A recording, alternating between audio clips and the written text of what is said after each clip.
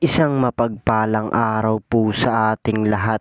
Magandang araw at magandang gabi. Mega love shoutout po dyan sa mga solid supporters ng EDC, mga silent viewers at mga OFW. Shoutout po at kumusta po kayo? So yun po, good news. Biancy at Edu nagkapirmahan na ng kontrata. Ano ito at Biancy lilipat na ng tirahan. So yan po yung ating tatalakayin at pag-uusapan ngayong gabi mga kalingap. Pero bago po yan, kung bago ka pa lang po sa aking munting YouTube channel, palike, share and subscribe na rin po at pakipindot na rin po ng notification bell para lagi po kayong updated sa aking video.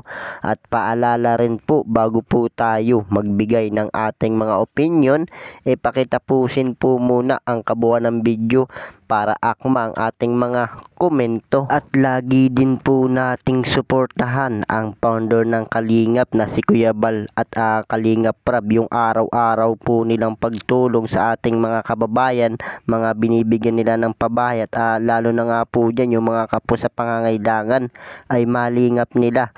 At lagi po nating panoorin at imaraton mga Kalingap. So ganoon din po ang kanilang may bahay na si Ate Edna Vlogs at Jackie Tapia. Huwag po sana tayong magsasawang sumuporta mga kalingap. At so ayun, good news, Biancy at Edu nagkapirmahan na ng kontrata. Ano ito at Biancy po natin lilipat na ng tirahan. So atin nga pong alamin. Pero bago po yan, sa kabilang dako po muna tayo mga kalingap. Pag-usapan po muna natin ang EDC.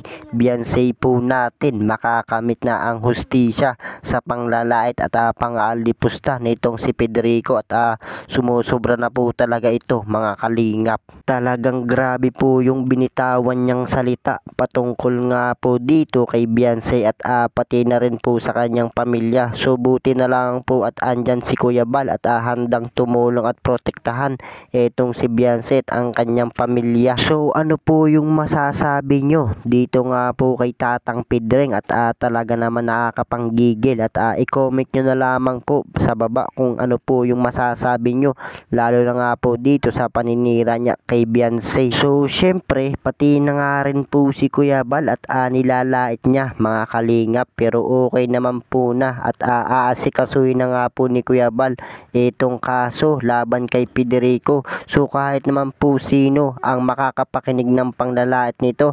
mapapamura nga po at sobra naman po talagang manlait ng kapwa mga kalingap. So yun po, balik na nga po tayo dito sa ating tatalakayin at pag-uusapan ngayong gabi. Good news, Biancy at Edu nagkapirmahan na ng kontrata. Ano ito at Biancy po natin lilipat na ng tirahan.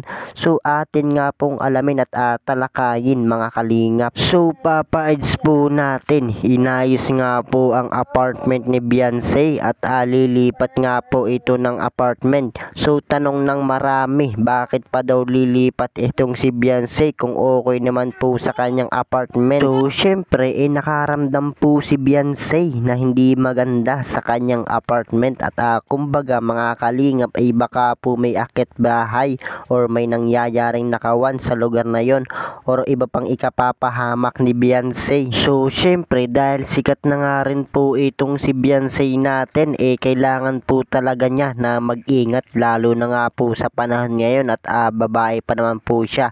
Buti kung katulad po ng lalaki na kayang ipagtanggol ang sarili pag nagkabiglaan nga po mga kalingap. So yun po, Biancy at Edu pinirmahan na nga po ang kontrata sa apartment at lilipat na nga po itong si Biancy natin mga kalingap. So talagang papa-edge po natin todo suporta dito kay Biancy at kahit konting problema andyan agad siya, handang suportahan ang kanyang wife. So syempre ganoon naman po talaga kapag mahal mo at may problema, talagang kailangan damayan po natin. Paano po natin masasabi na mahal natin ang isang tao kung wala naman po tayong pinapakitang suporta sa kanila, di ba mga kalingap? Kaya tama lang po yun at sobra po talagang kahanga-hanga itong ginawa nga po ni Papa Ed sa kanyang wife mga kalingap.